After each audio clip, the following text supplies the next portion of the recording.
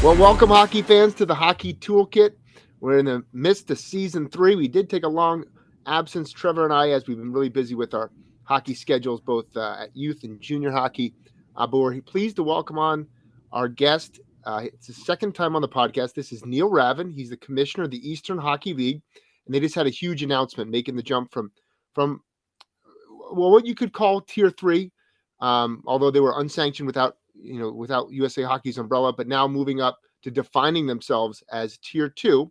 So we want to get a really good nuanced perspective from Neil on what that journey looked like, what the timeline looked like for making the move, and just some really great information about what the future of the league looks like. So welcome to the podcast, Neil. Thank you. Thank you for having me back on for the second time. Yeah, well, that brings us to a great thing. We have a lot of kids who listen to this. We have a lot of coaches and operators who listen to this. And, the landscape's gotten so murky over the last several years about, when you're playing Tier 1 AAA, what does that look like? Well, there's so many Tier 1 leagues. Now they're going quadruple A, or they're, double A, and some parts of the country are better than the AAA options that are available. What does it mean for the EHL to define themselves as Tier 2? And what did that timeline look like from making the decision to be Tier 2 to where we are now?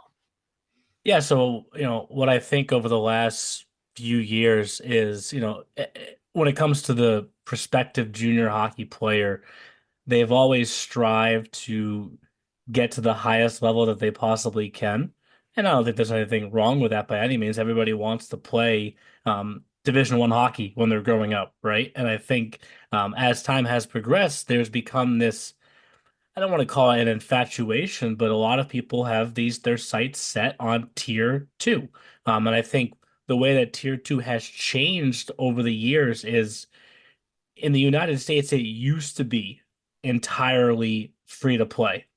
But as the landscape has changed, like you mentioned, it's shifted away from that. And it's gotten closer towards what the EHL always has been, which is pay to play. And what we realized over the last, really call it 2 years, is we were doing a lot of things that tier two leagues, tier two teams do, that it was just a matter of time before we said so ourselves. And in saying so ourselves, that timeline, we wanted to make sure that we did it at the right time during a specific season where it wasn't rushed out, it was planned. And if you look at everything that we put together this week, and we talked about the different elements of what makes us tier two, I think we're showing the public exactly what we do as a league, but also there's more to come, right? I look at this more as a slow drip, if you will. We've touched on everything that we already do. What's to come next is what we're going to do even better, right? So for the EHL, while our niche, our mission really hasn't changed at all, um, the landscape has changed, and so many kids have wanted to play tier two and tier one hockey, and we've realized we do a lot of things that tier two do. It was just a matter of time before we announced it ourselves, and I love the way that we rolled it out this week. And like I said, there's more to come for sure. The American consumer, um, you used an interesting word. You said free um, when you describe previous elements of Tier 2 hockey. But the American consumer says, oh, well, that means you get everything for free. You walk in the door, you put in your equipment Yeah, on, you play hockey. But that's not reality. yeah. At the USHL, the Tier 1 level, your billet's free, your hockey's free. Everything's free. That is free hockey. In the North American Hockey League, not everything's free. You got to Nope. pay for your billet.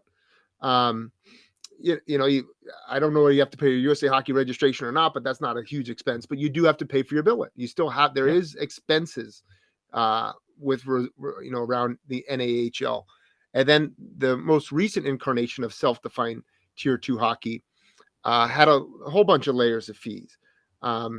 The NCDC, and when they were introduced in 2017-18, they had a similar story as what we're experiencing now, where people scoffed at the idea that they're tier 2, but eventually the marketplace and the consumers just accepted it. About 5 years ago in Canada, they had a similar situation where tier 2 became pay to play, where all the leagues had the option. And the CCHL and the OJ and the SIJHL and the NOJ all jumped on board with that tier 2 pay to play model. What would you say to the consumer who's signing their kid up for an EHL team who says, Tier two's free. Why am I not getting this for free? Well, and you just brought up how the NA you've always paid for your housing. That doesn't even touch on uh, getting yourself to and from the organization, right? I mean, for the kids that are traveling across the country to get there, there's the flights, there's the driving, you name it. And then I won't even dive too far into the stories of the players that get cut and I don't want to say left on the side of the road, but left in these remote locations to fend for themselves and get home. But you just said a point that you brought up in one of your articles this week. The NCDC has never been even close to free, in my opinion. The housing has always been an expense that the players have had to pay. They don't get anywhere near the same equipment provided to them by the USHL or the NA, and they've had a huge registration fee on top of that the entire time. But the point that you made in your article and what you said just now is gradually over time, it was accepted as free. And I think for the EHL, with that being primarily our main competition, we watched and we realized, the other standards, the other elements of tier two that they were doing, we're actually doing better over here when it comes to our schedule disparity or the travel regulations, you name it. And that's why we came out and announced ourselves as tier two. So now to answer your question for the family that comes and says, I want my son signing up to play tier two hockey. I thought it was free. Really, when you dive down into the history of junior hockey, it hasn't been that 100% free outside of the USHL ever.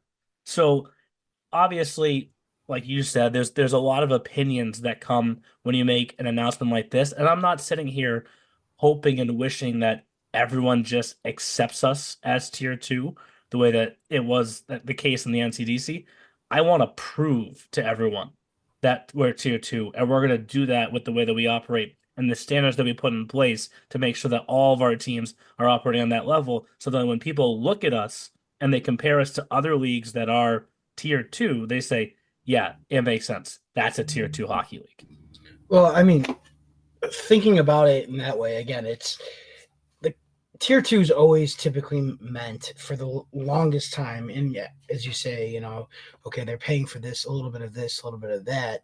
At the NA level, it's still tuition free hockey. It's still okay, as you might have to pay some coaching fees here and there. Where now all of a sudden, like it feels like it has to now, not even now, but like anybody can call themselves tier two. What is holding, because they're USA Hockey, the NA3 from calling themselves tier two, but because they're under USA Hockey. But what's to stop anybody else from calling themselves tier two? I mean, basically, kind of feels like from the standpoint I'm at with the EHL, it's like we're trying to keep up with the Joneses by reshuffling how we're getting there. And I don't disagree. You guys do more than, again, what the NCDC does with putting out information, with putting out, all the media you guys do, all the events. Again, I've always said I think you guys do the best out of the both of them. But now we're almost at a point where what is the difference between you and the NA? Yeah. And And, that, and, and I yeah, get that. And I don't mean to cut you off. And, no, and, yeah. and I understand that everyone's always thought that it's tuition free, but it really hasn't been in Canada. So why have the two countries been different over the years, right? And then you could point back at when the NCDC went to USA Hockey, asked for tier two status, and they were denied. That's when everything kind of started to get murky in a way. And I think in the early infant years of the NCDC, I think it was really free. But you look at everything that they've done in really the last, call it year, probably a little bit less than that, they've turned it away from that. I mean, we're recording this podcast on a day that they just announced four more teams, and it doesn't say it in the article, but those are four more pay to play teams. So is there a perfect answer to the keeping up with the Joneses part of the question or statement that you just made? No, but if they're calling all of these organizations that they're just frankly giving tier two status to tier two hockey programs, then how are the teams that are in our league that have been doing what we've been doing for so long at a higher level, really, when you break down the commitments per team and what we're providing to each player for the overall experience, just because we were collecting tuition the entire time, we're not tier two. And at one point, that league was free tuition, so they're tier two. I mean, it's a cycling debate that you could go through for hours. And I guess the big point that I'm trying to make is that with the majority of teams in that league shifting towards being pay to play, having already been accepted as tier two, they're banking on people continuing to believe that they are tier two. We're just going to go out and we're going to prove what we do is at such a high level that honestly, maybe people forget about the tier and they just think this is, I know what I get when I pay to be in the EHL, and it's all about the player experience. Well, and I think that's the great, like, I did again, I liked how you guys rolled things out. I liked how you put it out on your own terms with the stuff you've put out and with what you said. You guys have always been towards the players first. And again, as you said, everybody could go around in circles with, that debate. It just feels at this point that they're like, now we're talking about, and Andrew and I, we spend a lot of time, as trying to educate just everybody, not even just the players, but the parents as well. And it's like, now when tier two gets thrown around, people are, some people will maybe feel that it's, oh, okay, this is like the NA. Well, it is, but it's not. And again, there's pros and cons. I get it. But I mean, it feels like now that there needs, now with you guys in the NCDC, and let's not, I mean, I'll say it out loud. It's been a nightmare for you guys just having to deal with the crap that you've gone on the last 6, 7, 8 months. I'll say it. I don't care. I mean, I know. And so, and again, I think you guys are doing the right thing, but it's also like at a certain point now, everybody, like, I don't even know who the next league is going to be, but they'll be now tier two. And then it just makes things more murky, where the objective, I think, as leagues and as parents, or as, sorry, I rephrase that, as league and coaches and, all the other big titles that we've got, it's to really educate and make things easier for the consumers. Yeah, it's listen, I think explaining and defining junior hockey to the consumer has never been easy to begin with. No, and I agree with that. I think that, I can think of Andrew and I sitting on panels at the CCM showcase half a decade ago when there wasn't, as many moving parts, still explaining the different leagues to families. But I think there is something similar in that regard. It's all about experience, right? Like, yes, if it's free versus if it's pay, there is a huge difference there. But if you put two, I love the graphics in sports when they put two players' stats side by side, but they have the players' faces as like silhouettes, so you can't tell who is who, and they say which one's the Hall of Famer. So if you put two players' experiences side by side and you show ice time and off ice instruction and where the kid ended up, blah blah blah blah blah, and they show each one, and one kid ends up at this school and one kid ends up going maybe nowhere or here, and the kid that ends up in the better spot, you find out that he paid, call it $9,000, maybe even $8,000. All it comes down to, in my opinion, is what experience are you providing to the kid? Because if the kid that pays $8,000 gets a better experience than the free to play kid, even though it's free to play, the consumer is going to start shifting towards the $8,000 option because they know what they're going to get. And that's the biggest thing with us, is you're going to see the EHL be so transparent in everything that we do, because we want to show to the consumer that you get what you pay for in this league. And it doesn't matter what team you play for. You look at today, we announced a commitment to Curry College, right? Curry is one of the top 10 schools in the country. And I know you guys just had Toby O'Brien, the owner of that organization, on from HC Rhode Island. HC Rhode Island's having a good year this season. Are they the best team in the league? No, they're not. Are they in the top half of the league? Yes, I would say so.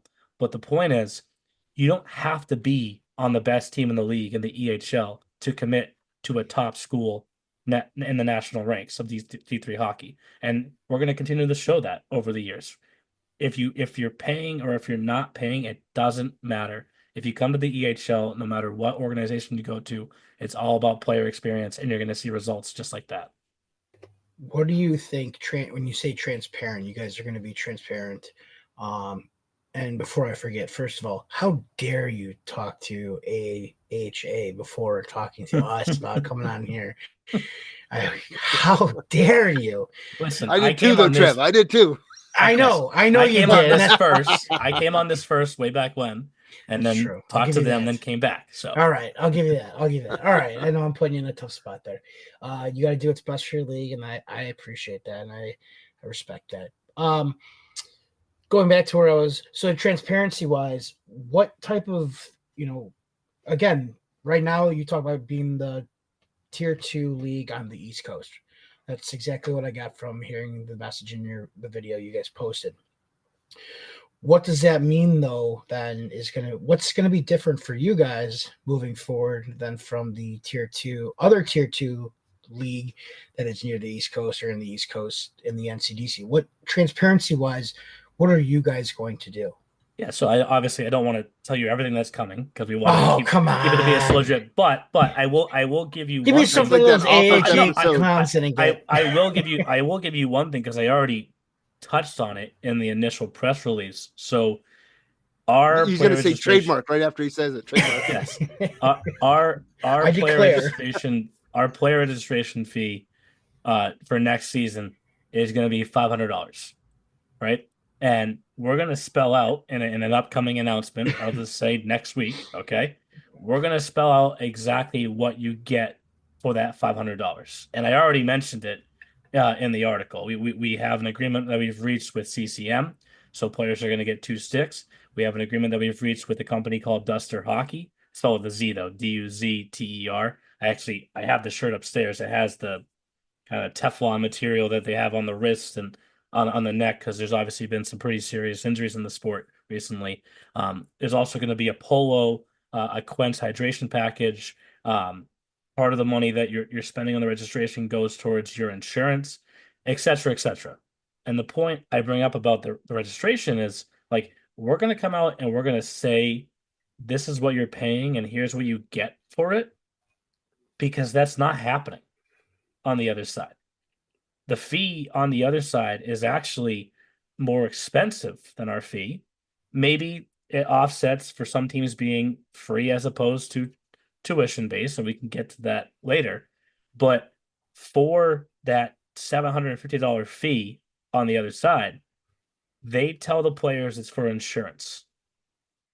We go to the same insurance provider. I know exactly what we pay per player, and it's the same, if not a few dollars off one way or the other for them because they have more players over there, right? So my point is, if you know what the 2 fees are, and you see everything that the EHL gives you with your player registration fee over here, as opposed to what you get or don't get, I should say, over here, as a player, I'm factoring that in.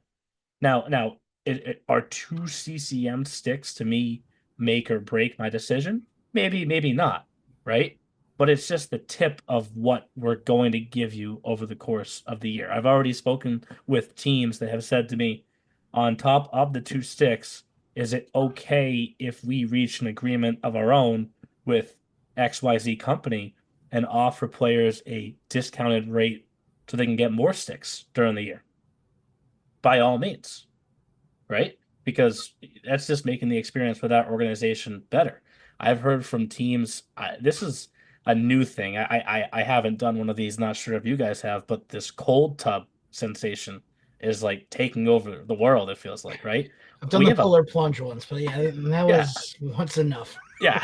So, but like a bunch of the teams in the league now have a cold tub, and I laughed at first. There's a coach in the league named Adam Hooley. We actually had him on our podcast this week, which is being dropped tomorrow, and he always jokingly says to me, the the kids love the sexy things, right? And he's like, we're gonna get a cold tub because the kids think it's sexy. They think it's cool. They think it's something different, right? And I think the fact that our teams, when you really break down budgets and the money that's coming in, our teams are taking the money that's coming in and they're putting it right back towards the experience. And going back to what I said previously, when Andrew and I used to sit on those CCM panels, we always talked about asking the questions, right? To me, the new question is, where is the money going?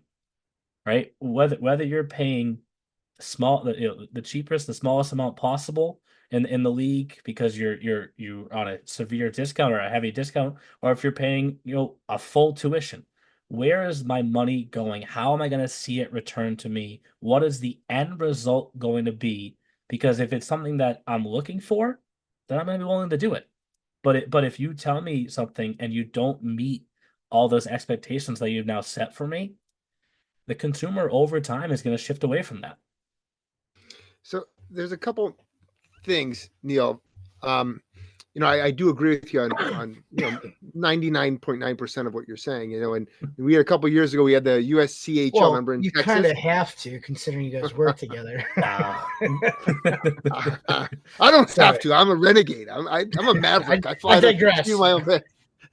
So the USCHL existed in Texas, I think, the year before COVID happened, and they pronounced themselves as a tier 1 league and was going to be free. And it only lasted for about, I think, a month or month and a half, and then it was out of business, and the kids all left. But they did get kids to bait and switch. I mean, I think I took actually a kid from from one of those things on our P team, and it shows you how important operational standards are, right? Yeah. If you can start up a league and call it whatever you want, but if you don't have that backing, if you don't have that set of code of conduct, if you want to call it, or operational high standards, it doesn't matter. And I think in my discussion with Toby last week, really talking about 15 years ago when I started in coaching junior hockey in New Jersey, there wasn't as much as an emphasis on the tier label. The tier wasn't a big deal. That was a couple years after James Van Riemsdyk, who played with Hooley at Brick Hockey Club, which was obviously they're a little bit younger than me. He never played AAA hockey. He played AA hockey for Brick Hockey Club, and then went to the USJDP or USNTDP, excuse me. Yeah. So the tier thing is a relatively new fad, I'd say, because of all the sexiness of playing in the NA. But it used to be more about the league you're in. It used to be the EJ. I play in the EJ. I play in the NA, whatever it may be. But it was more about the league. And I think that's the way it's going to trend to over the next 5 years, 6 years, as you see an established now tier 2 league here on the East Coast. And they've expanded so rapidly and have no ambition to stop expanding. There's going to be a quality contraction where you have quality with operators. And that's going to make a big difference. Your thoughts, Neil? No, 1,000%. I mean, hockey's just changed so much. I mean, step away from United States junior hockey for a second, and now the CHL can send kids to Division I schools, right? Like, and I remember I had a coach in our league text me right away and be like, "What does this mean for us?" I don't know yet. Like, could the trickle down impact us? Like, of course it could. But in the same breath, when what you brought up COVID, Andrew, I mean, I remember when we had an owners meeting during COVID and we talked about how NCAA schools were going to grant every player an extra year of eligibility. We were like, what is that going to mean? Are schools going to have to bring in fewer guys?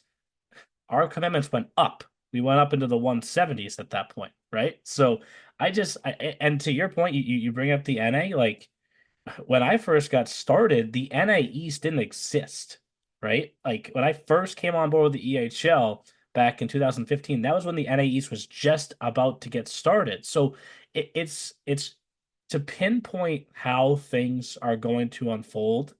You have probably a higher possibility of getting it wrong than right because so much has changed over the years. But at the same time, as long as to me, our league continues to do exactly what we've always done, the trust that the customer will have grown in us and developed with us will stick there for the foreseeable future.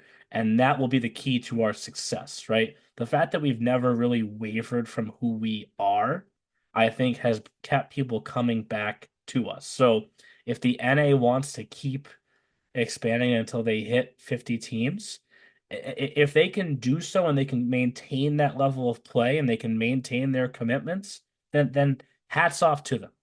Because while getting bigger, they were able to stay at the same level that they were when they became the North American Hockey League that everybody knew and aspired to be. And then when you compare it to the NCDC, if they can do the same and they grow and they get bigger and the level of play stays the same, then again, hats off to them again. But I think seeing how they've operated this season and where the level of play has gone in that league gave our league the perfect window to say, now is that time to go tier two, because they're calling that tier two, and that's our main competition here on the East Coast. We're doing the tier two, elements. We're completing them at a higher rate than they are currently. It's time for us to call ourselves tier two, and like I said, over the years in the future, I hope that people just go back to what you just said and think tier one, tier two, A, B, doesn't matter. This is the Eastern Hockey League, right? So we're getting the public's attention once again by calling ourselves tier two, and now we just prove it over time. Yeah, I mean I think they did a pretty good case study there of what happens when you call yourselves one thing and they move a group of what they, basically, let's just call it as it is.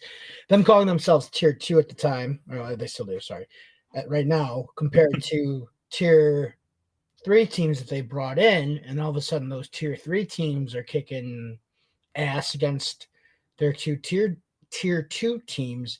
Like, that's a great look for you guys, because I mean that's the quality of play that you guys have.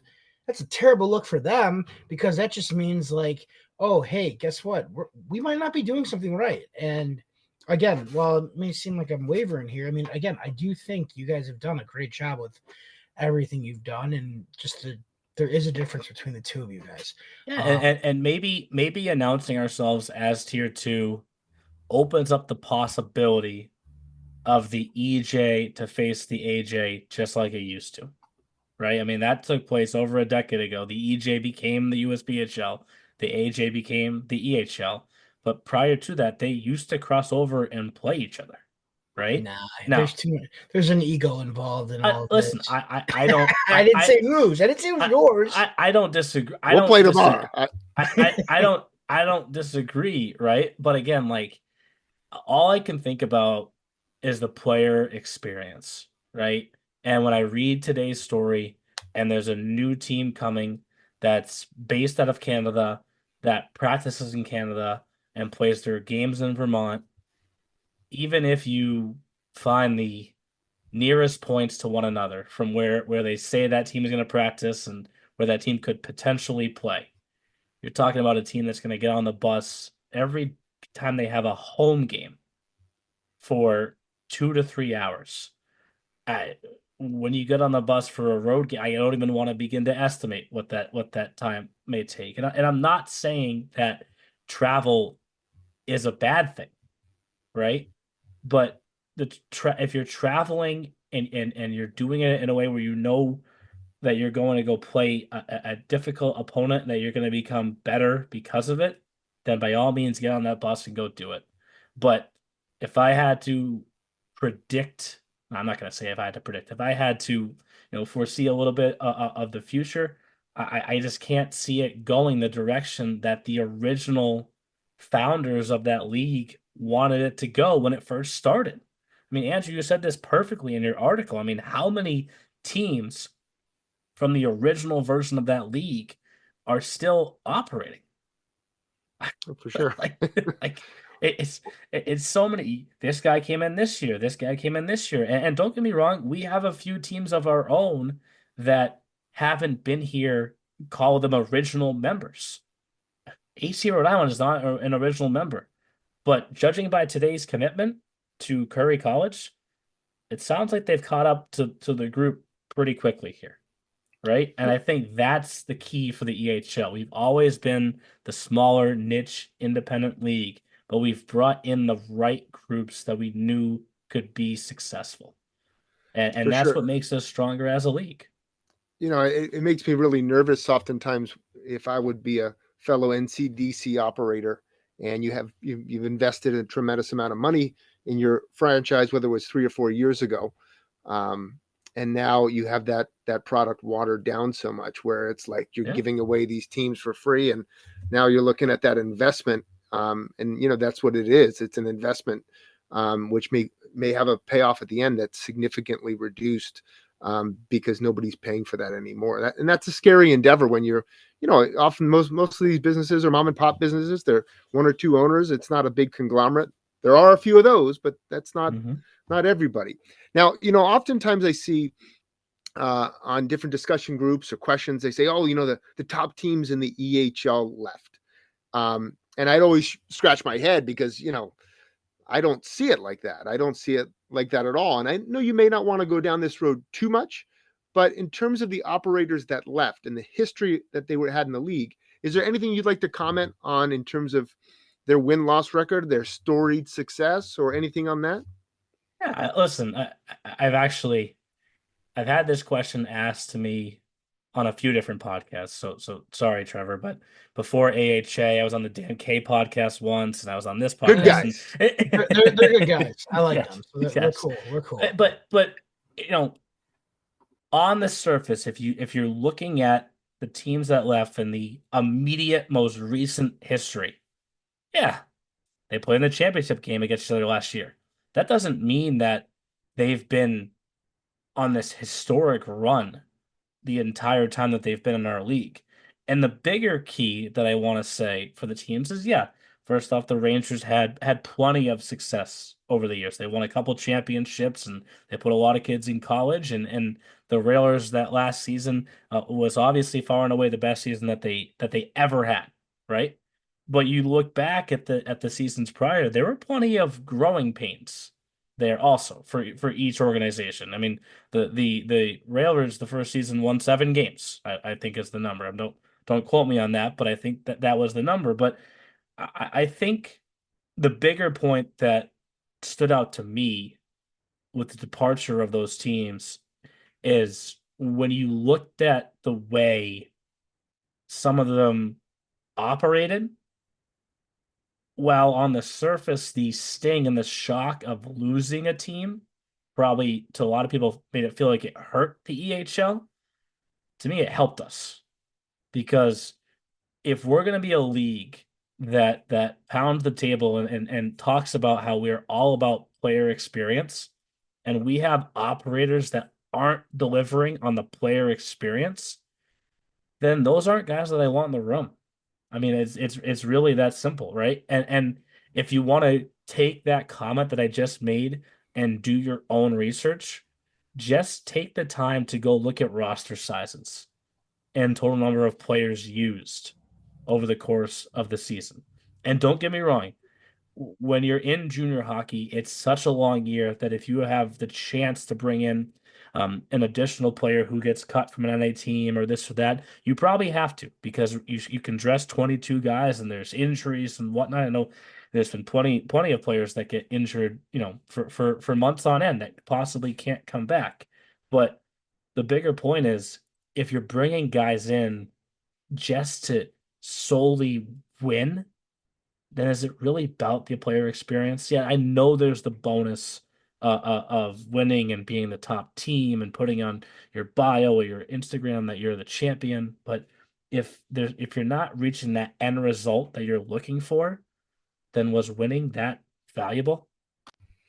Well, It's a great point, Neil.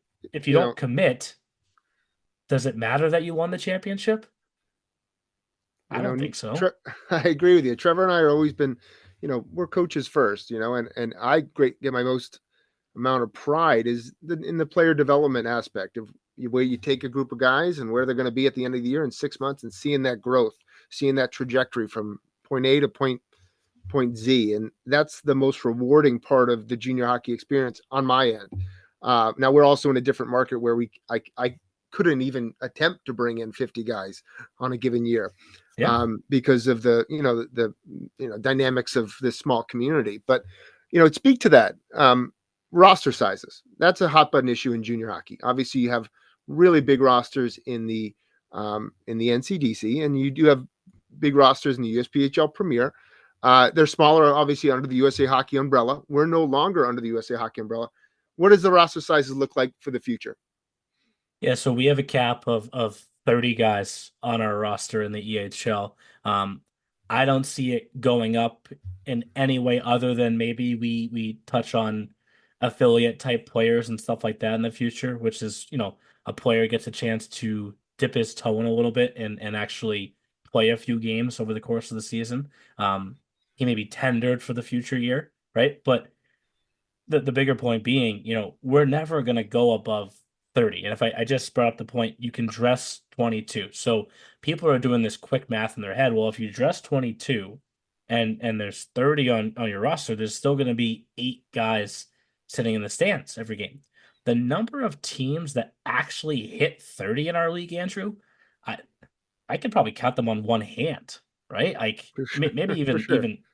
even less than a hand, right? So if more teams are closer towards 27, 28, now you're talking about 5 guys who aren't in the lineup on a given day, and that's typically potentially a third goalie. And as I just mentioned, I mean the injuries come and go. Like the injuries in junior hockey are eh, frankly, you're basically playing college hockey while still at a junior level. I look at some of our games and it feels like, a future D3 hockey, and it's so physical that you're not, if you can go through a whole season and play all 50 games, hats off to you, right? Because the wear and tear of one block shot here or one block shot there, you're going to have to miss a game, right? So really when you get to a certain day, my point is, yes, you can dress 22. Maybe there's only 23 guys fully healthy and ready to go that day. And I think that's the bigger thing with our league is that our teams have shown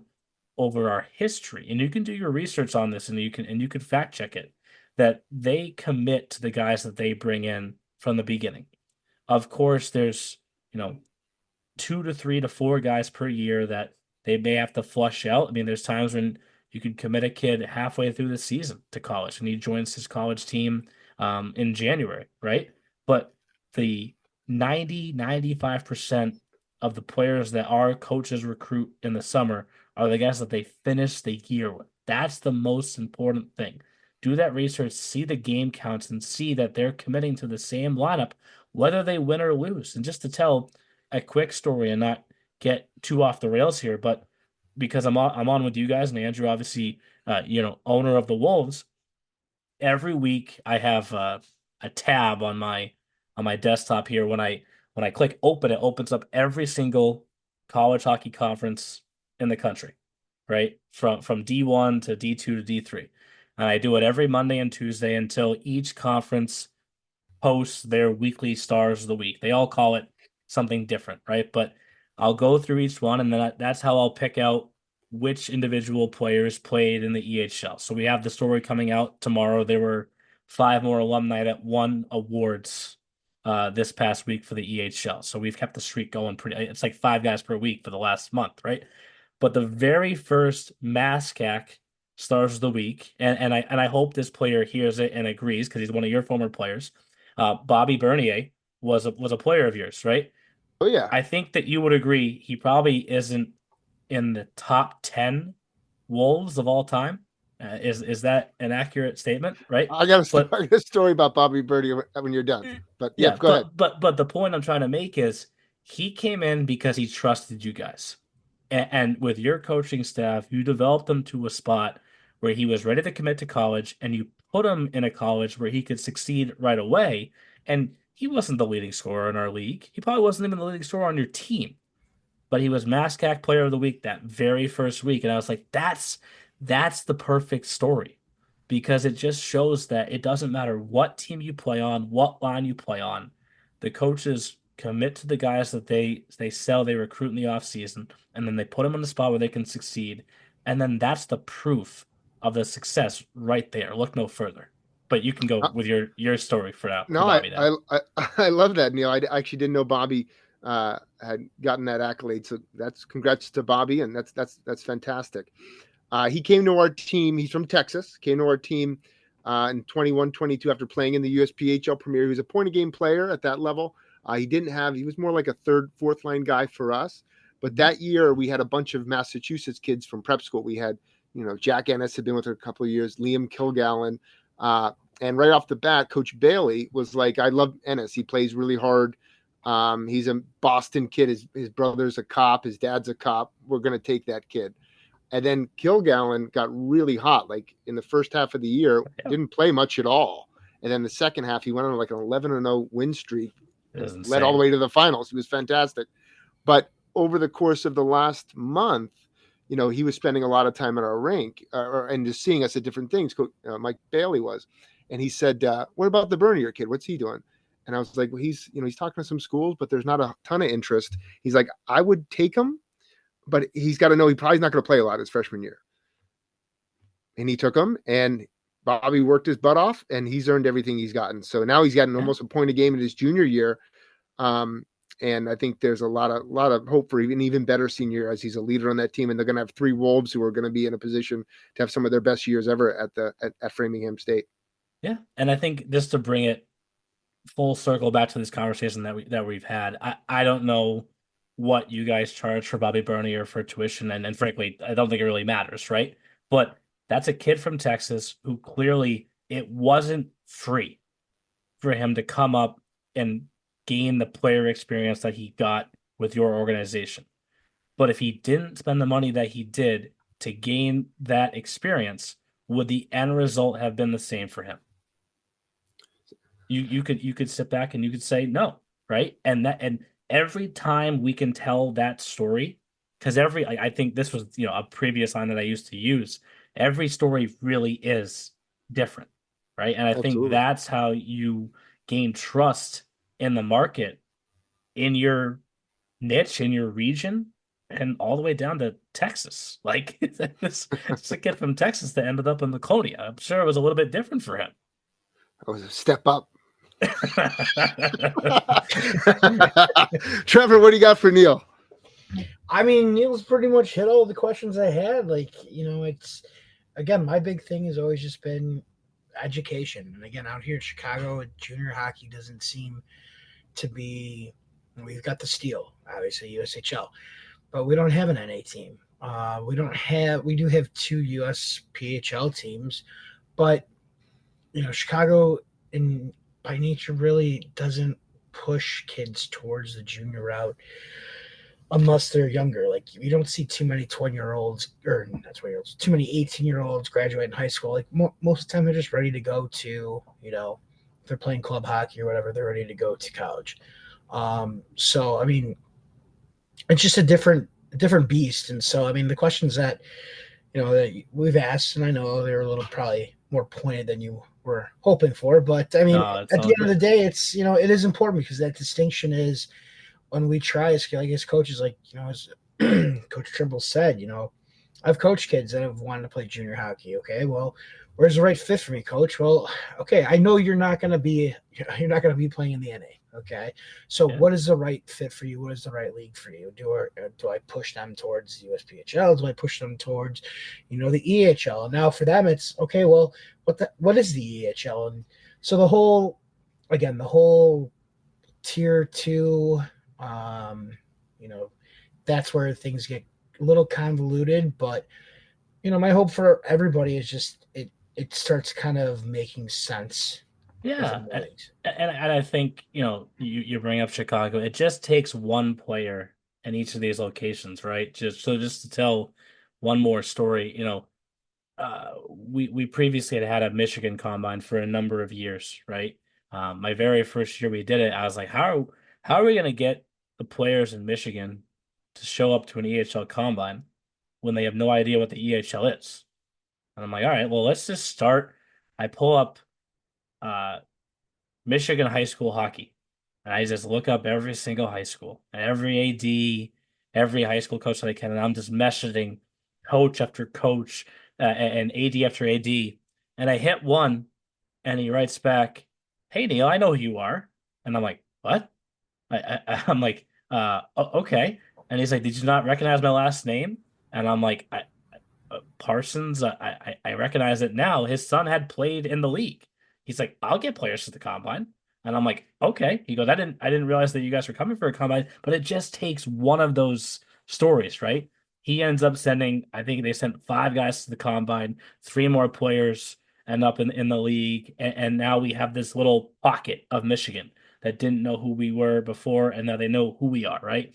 And every one of those kids that comes and they get that experience, it's just going to spread, right? And like I said multiple times while recording with you guys, no matter what you end up putting down for money, whether it's $5 or $5,000, as long as you're showing them that they're getting something for what they're paying for, the customer is going to keep coming back because he's going to tell their friends about it. And the greatest thing about hockey is it's so connected. There isn't ever a player that doesn't have a friend or a brother or a neighbor that also plays the sport. And once you teach a few people about what the EHL is all about, it snowballs into the entire country and entire world. Well, thank you, Neil. I think you did a great job, and it was good having a conversation about some of those nuanced things which haven't been spelled out as much in some of the conversations we've had online with other elements. But obviously, it's a process, and you're educating the customer, you're educating fans, you're educating players, and I really appreciate you taking the time tonight. Oh, this was great. No, I swear to God, if something comes out within the next 3 days or even tomorrow about something new you guys are implementing that you could have just spilled with us and gave us a little bit of the heads up, I'll still Trevor, talk. I can promise you, we talk. have so much snow coming. That's probably it for the week. All right. We'll stay safe. I'll still talk to you guys. It's okay. There's a lot of free stuff in Laconia. You get to free. you can volunteer for free. A lot of that stuff going on. Thanks again. All right, guys. Well, have a great night. Thanks again. Thanks. You too.